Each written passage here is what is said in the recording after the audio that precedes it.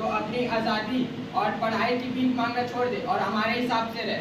पर मुझे पढ़ना है, पढ़ लिख के कुछ हासिल करना है। क्या तुझे पढ़ना है?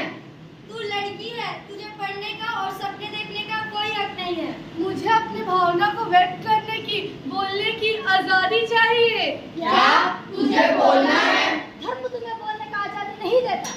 मुझे समान अधिकार चाहिए, अपने पैसे लेने का हक चाहिए। प्रकृति ने महिला और पुरुष को अलग बनाया तो तुम्हारे अधिकार ये कभी नहीं हो सकते।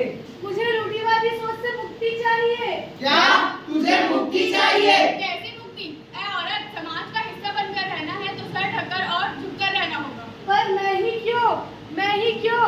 मुझे पढ़ना है, पढ़ लिख के कुछ करना है। ऐ औरत, समाज तुम्हें पढ़ने की अनुमति नहीं देता। अगर तुझे पढ़ना है तो पढ़, मगर सिर्फ 8वीं तक। ऐ औरत, तुझे काम करने का कोई हक नहीं है। औरत की जगह सिर्फ रसोई घर में होती है। अगर तुझे काम करना ही है तो कर, मगर सिर्फ रसोई घर में। तुम एक औरत हो और तुम्हें बोलने का कोई हक नहीं है। अगर तुम्हें बोलना है तो सिर्फ उतना ही जितना हम चाहें। पढ़ नहीं सकती, बोल नहीं सकती, काम नहीं कर सकती।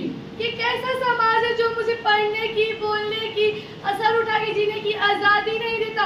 क्या सिर्फ इसलिए मैं एक औरत हूँ? मैं भी एक इंसान हूँ, मुझे भी इंसान का दर्जा चाहिए, मुझे न्याय चाहिए।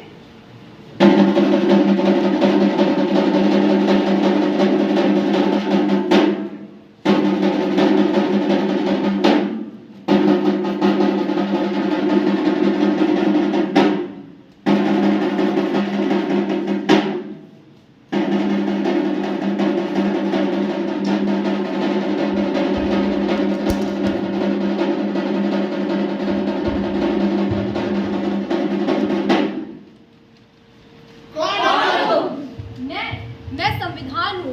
तुम यहाँ क्या कर रही हो? जहाँ जहाँ अन्याय, अत्याचार, शोषण और भ्रष्टाचार होगा, वहाँ वहाँ मैं खड़ी होंगी। क्या तुम हम सबसे ऊपर हो? हाँ, मैं परिवार, धर्म, समाज, संस्कृति इन सबसे ऊपर हूँ। ऐ नारी, उठ जा।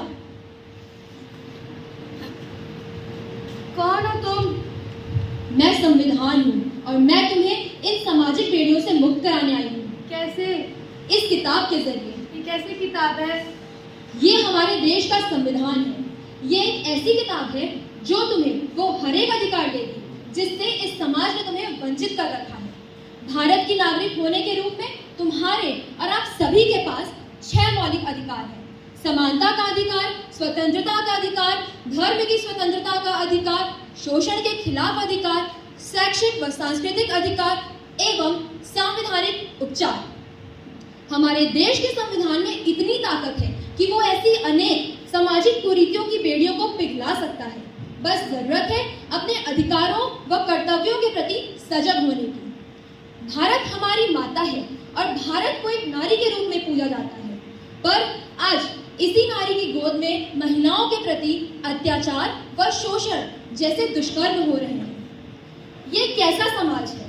हम कौन होते हैं महिला से उसके अधिकार छीनने वाले, जब हमारे सर्वोच्च संविधान ने ही उसे समान अधिकार दिए हैं। हमारे देश का संविधान ही एक ऐसा ग्रंथ है जो जाति, धर्म, संपदा, ऊंच नीच इन सभी से ऊपर उठकर एक सर्वोच्च समाज बनाने की नींव रखता है।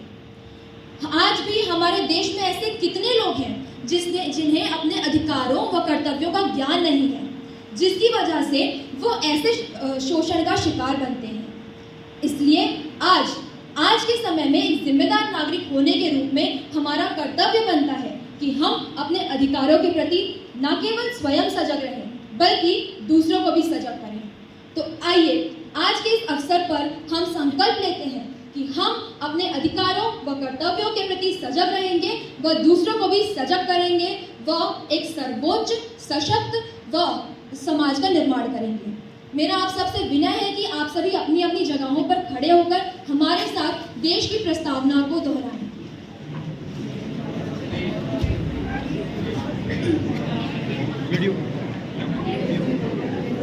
प्लेज।